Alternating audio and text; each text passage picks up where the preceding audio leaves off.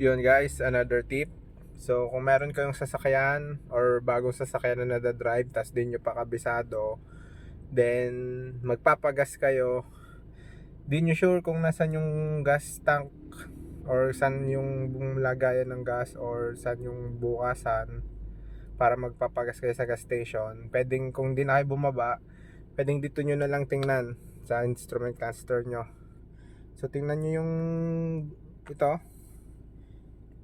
gas gauge, tapos makikita nyo yung sign na gas, kung saan nakatapat yung arrow.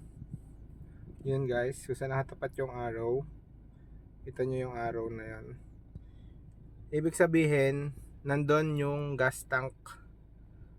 So malalaman nyo na kung saan side nyo kailangang tumapat pag magpapagas kayo.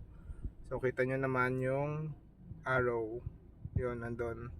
So yun lang, quick tip lang in case na may bago kayong sasakyan or biglang na drive na sasakyan na hindi nyo masyadong kabisado, tapos magpapagas kayo, makikita nyo doon kung nasan yung arrow, doon nandun yung gas tank. Ayun lang guys, thank you, follow for more.